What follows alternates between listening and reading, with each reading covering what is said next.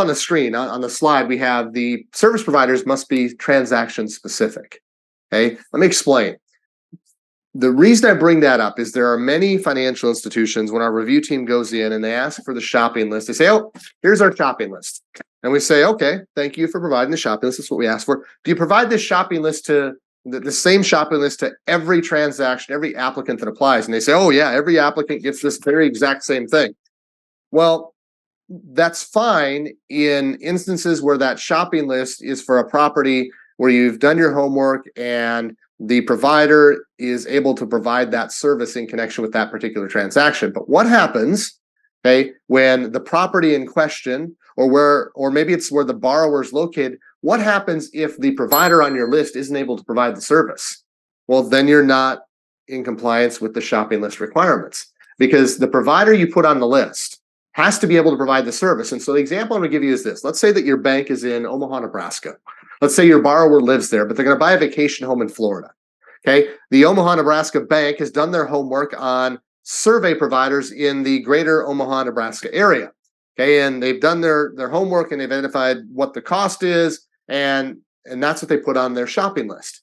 And now that you have a borrower from the Omaha area, but they're going to buy a property in Florida, and you're going to require a survey for that property in Florida. Well, do you suppose that Omaha surveyor is going to be able to go down to Florida and survey that property? They might like to, but they're probably not licensed to do so. And even if they were, they're probably still not going to because the cost is going to be a lot more because of all the travel that's involved, right? And so it's not specific to the transaction then. You have to make sure that the shopping list is transaction specific. You can provide the same shopping list a lot of the time, but it's always going to be a red flag if you say this is our shopping list and it's the only one you ever provide. Now, if you only serve typical properties in a typical lending area, then yes, you will get by with it. But if you ever take on properties outside of what you've done your homework on, then that shopping list likely isn't going to work. It's got to be transaction specific. I know there's software limitations, okay, but somehow you have to find a workaround in the event that you have to amend that particular shopping list.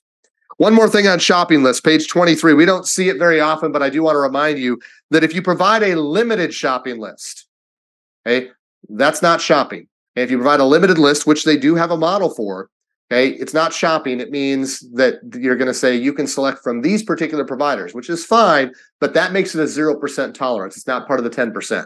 Okay, each one of those would be a 0% tolerance. The idea behind the shopping list, okay, you've done your homework on the provider. If they pick your provider, it's a 10% tolerance. If they pick somebody other than your provider, there's a transfer of risk. Okay, if you've given the borrower or if you've given the applicant, okay, the copy or the shopping list, okay, that you've done your homework on, and they go pick a provider that's not on it, the risk transfers to them, and the fee can be whatever it's going to be then, because they are responsible for doing the homework and they are going to be responsible for paying whatever it ends up being if they pick a provider other than the one that you've done your homework on.